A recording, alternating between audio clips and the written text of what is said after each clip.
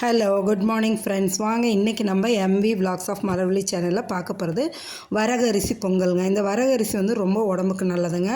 நிறைய பெனிஃபிட்ஸ் இருக்குது. இதில் மினரல்ஸ் இருக்குது. அதோடு பார்த்திங்கன்னா ஹை ஃபைபர் இருக்குது. அது நல்லா செரிமானத்துக்கு உதவக்கூடியதுங்க. இது எப்படி செய்யலாம்னு சொல்லி நம்ம பார்க்கலாமாங்க. நான் பாருங்கள், இன்றைக்கி ஒரு டம்ளர் வந்து வரகரிசி எடுத்துக்கிட்டேங்க. தலை நிறச்சி ஒரு டம்ளர் வரகரிசிக்கு வந்துட்டு 1/4 டம்ளர் பாசிப்பருப்புங்க. நான் இந்த ரேஷியோவில் தான் பொங்கல் வைக்கிறதுக்கு எடுத்துக்குவேன்.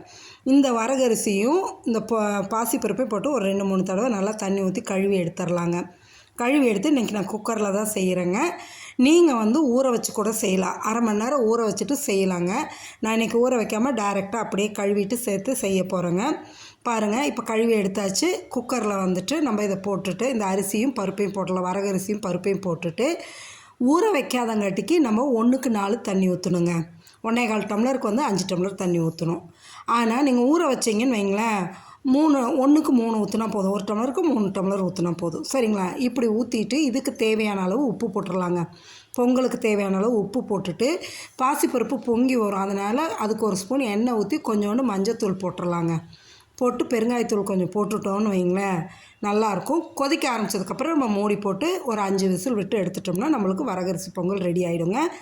இதில் வந்து பார்த்திங்கன்னா லோ கிளைசமிக் இன்டெக்ஸ் இருக்கங்காட்டிக்கு பிளட் சுகரை வந்து இது கண்ட்ரோல் பண்ணுங்க, லெவல் பண்ணும். அதனால் முடிஞ்ச அளவு வந்து சுகர் பேஷண்ட்ஸு அதிகமாக இதை சாப்பிட்றது ரொம்ப உடம்புக்கு நல்லதுங்க. இப்போ கொதிக்க ஆரம்பிச்சிருச்சுங்க.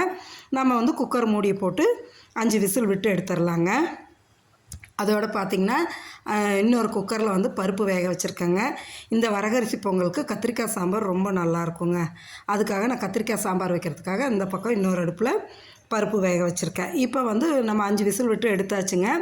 ஒரு வாணலை வச்சு அதில் 2 ஸ்பூன் எண்ணெயும் 2 ஸ்பூன் நெய்யும் ஊற்றிருக்கேங்க தாளிப்பு கொடுக்கறதுக்கு.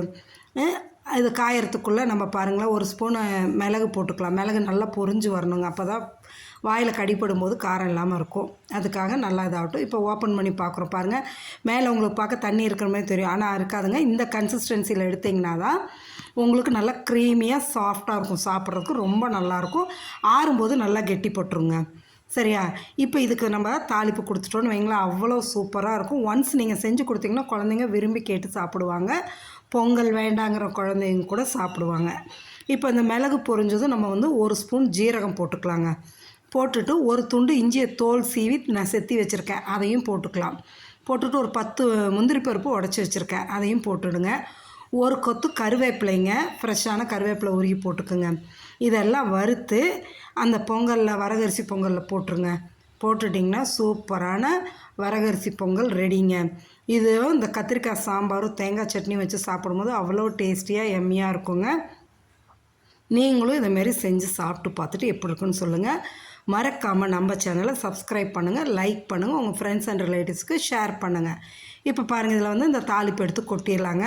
நம்மளுக்கு அடி பிடிக்கல, ஒன்றும் பண்ணலை. அந்த அளவு கரெக்டாக இருந்தது. வச்ச தண்ணியும் நம்மளுக்கு வெந்து வர்றதுக்கும் நல்லா க்ரீமியாக இருக்குங்க.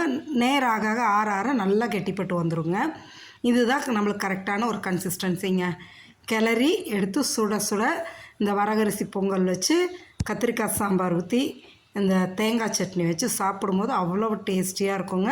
செஞ்சு சாப்பிடுங்க, உடம்புக்கு ரொம்ப நல்லதுங்க.